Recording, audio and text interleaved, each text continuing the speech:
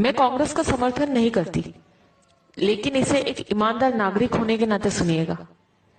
मोदी जी, 60 साल मत चिल्लाया करो। देश और जनता को उल्लू मत समझो। आप उस देश के प्रधानमंत्री हो जो देश 300 साल तक गुलाम रहा था, जिस देश को अंग्रेजों ने लूट खसोट कर इस देश की बागडोर को कांग्रेस को सौंपी थी।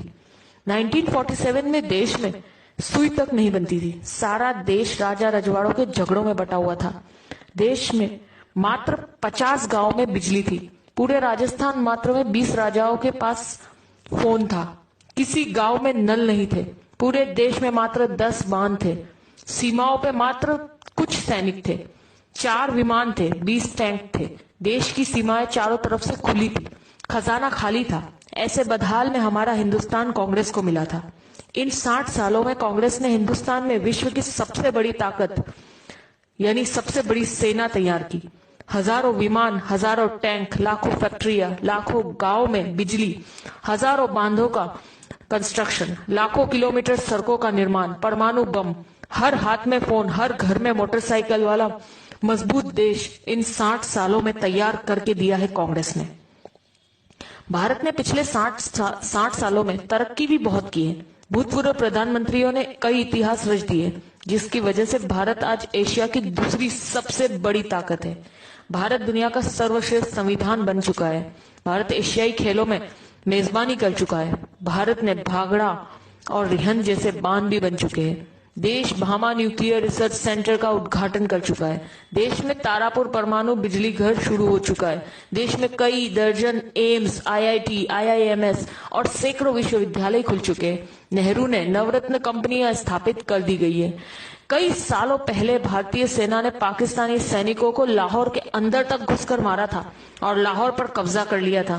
पंडित नेहरू पुर्तगाल से जीतकर गोवा को भारत में मिला चुके थे।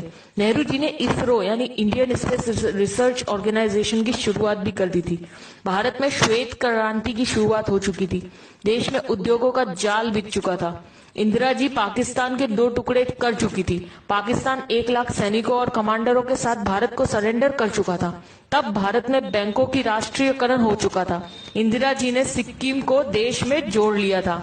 देश अनाज के बारे में आत्मनिर्भर हो चुका था। भारत हवाई जहाज और हेलीकॉप्टर तक बनाने लगा था। राजीव गांधी ने देश के घर घर में टीवी पहुंचा दिया था। देश में सुपर कंप्यूटर, टेलीविजन और सूचना क्रांति यानी इंफॉर्मेशन टेक्नोलॉजी पूरे भारत में स्थापित हो चुकी थी। जब मोदी प्रधानमंत्री जी की शपथ ले रहे थे, तब तक भारत सर्वाधिक विदेश मुद्रा के कोष वाले प्रथम 10 राष्ट्रों में शामिल हो चुका था। इनके अलावा Chandrayaan, Mangal mission, GSLV, metro, monorail, अंतर्राष्ट्रीय हवाई अड्डे, न्यूक्लियर पनडुब्बी, ढेरों मिसाइल, पृथ्वी, अग्नि, नाग, दर्जनों परमाणु संयंत्र, चेतक हेलीकॉप्टर, मिग, तेजस ड्रोन, अर्जुन टैंक, धनुष तोप, मिसाइल युक्त विमान, आईएनएस विक्रांत, विमान वाहक, ये सब उपलब्धियां देश ने मोदी के प्रधानमंत्री बनने से पहले हासिल कर ली थी। हर जागरूक नागरिक की तरह इस मैसेज को ज्यादा से ज्यादा ग्रुपों तक पहुंचाइए, ताकि मोदी जी और उनके जुमले गलत साबित हो सके। जी बार बार उनका पूछना कि 60 सालों में क्या हुआ, तो उन्हें पता चल सके और अंधभक्तों की आंखों से पट्टी उतर सके। जय हिंद।